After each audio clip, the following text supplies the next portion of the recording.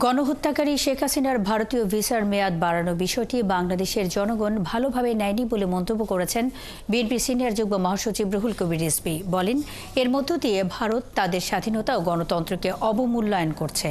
বুধবার সকালে রাজধানীর গ্যান্ডারিয়ায় জুলাই অভ্যুত্থান নিহত 4 জনের পরিবারের সঙ্গে সাক্ষাৎ শেষে এসব কথা বলেন তিনি। তার অভিযোগ, নিত্যপণ্যের দাম বাড়ানোর কারণে জনগণের প্রত্যাশা পূরণ করতে পারেনি সরকার।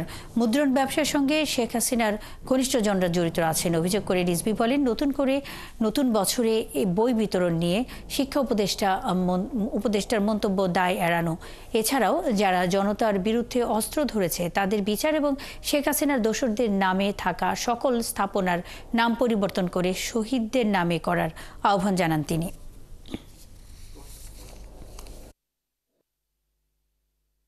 সেটা তাদের দেশের বিষয়, কিন্তু তাদের যদি অন্য কোনো উদ্দেশ্য থাকে শেখ হাসিনাকে নিয়ে, তো সেটা আমি বলতে পারবো না কোনো উদ্দেশ্য আছে কিনা।